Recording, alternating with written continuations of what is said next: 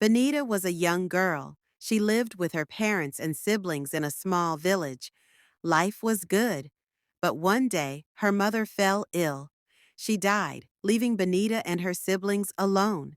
Benita was only 10 years old. Her father tried his best to take care of them. But 2 years later, he also fell ill. He died, leaving the children with no one to care for them. Life became very hard.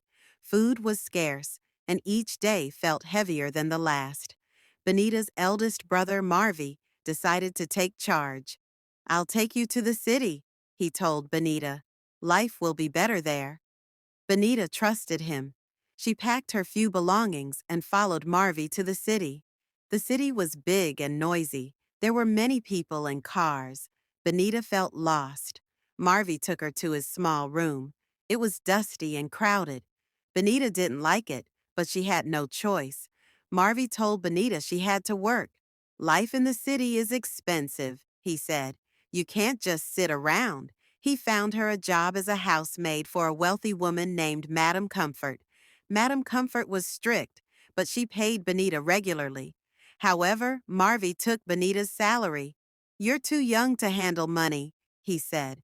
Benita didn't argue, but she felt cheated. Marvy gave her a small amount of money every 2 months, but it was never enough. Years passed, and Benita grew older. She realized she was being used by Marvy. She decided to take control of her life. One day, she heard about a wealthy woman named Madame Alucci, who was looking for a live-in nanny. Benita approached Madame Alucci without telling Marvy. Madame Alucci welcomed Benita warmly. "You'll be like family here," she said. Benita was amazed by the grand house. It had high ceilings and sparkling floors. But something felt strange.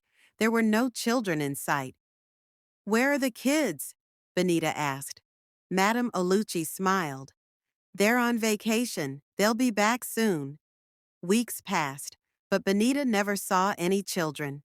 Madame Alucci kept her busy with chores. Mr. Nicholas, Madame Alucci's husband, often lingered around the house. At first, Mr. Nicholas was polite, but soon his behavior changed. He would stare at Benita for too long. "You're growing into a beautiful woman," he said one afternoon. Benita felt uncomfortable. She tried to avoid him, but it didn't help. One night, Benita woke up to the sound of her door creaking open. It was Mr. Nicholas. "Please leave," Benita whispered, trembling. But Mr. Nicholas didn't listen. He took advantage of Benita. He warned her never to tell Madame Alucci. Benita was too scared to speak. The visits continued, and she felt trapped. Months later, Benita fell ill. Madame Alucci took her to the hospital, where she discovered she was pregnant. Tears filled her eyes as she thought of her future. When she told Madame Alucci, the woman's reaction shocked her. Madame Alucci was furious. "You seduced my husband, didn't you?" she accused. Benita tried to explain, but Madame Alucci wouldn't listen. Later that night, Madame Alucci came to Benita's room. Her tone was softer but firm. "I'll take care of you, but no one must know about this pregnancy," she said. Benita felt helpless. She agreed to keep the pregnancy a secret. When Benita gave birth, she wasn't taken to a hospital. A private nurse came to the house instead. Benita was weak after the delivery, but desperate to see her baby. "Where's my child?" she asked the nurse. The nurse smiled. "With your aunt," she said. Benita didn't understand. She was too exhausted to ask further. Days later, she realized the baby was always with Madame Alucci, who treated him as her own. Something felt wrong.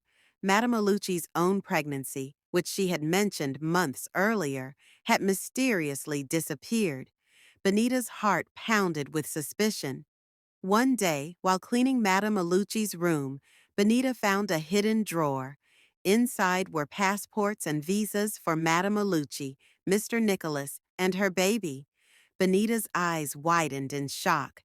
She realized they were planning to leave the country with her child.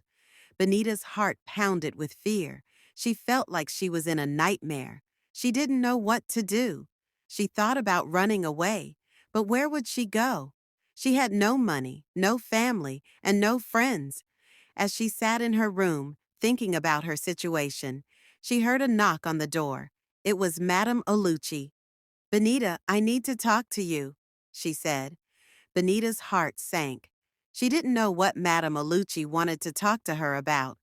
She hoped it wasn't about the passports and visas she had found. "Come in," Benita said, trying to sound calm. Madame Olucci entered the room and sat down on the bed. "Benita, I know you're not happy here," she said, "but I want you to know that I'm doing this for your own good." Benita didn't know what to say. She didn't know what Madame Olucci was talking about. "What do you mean?" Benita asked, trying to sound curious.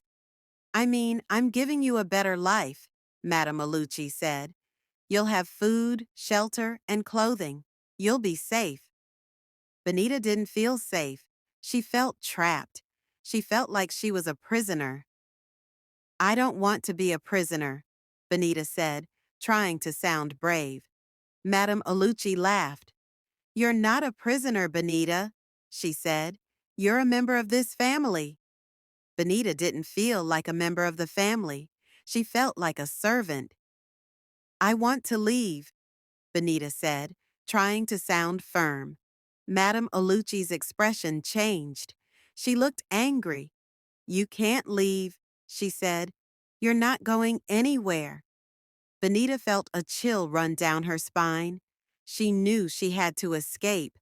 But how? As Madame Olucci left the room, Benita knew she had to think fast. She had to come up with a plan to escape. But what could she do? She was trapped. And then she heard a noise. It was a faint knock on the door. "Who is it?" Benita whispered. "It's me, Ngozi," a voice replied. "I'm one of the maids." Benita's heart skipped a beat. She had never talked to Ngozi before. "What do you want?" Benita asked. "I want to help you," Ngozi said.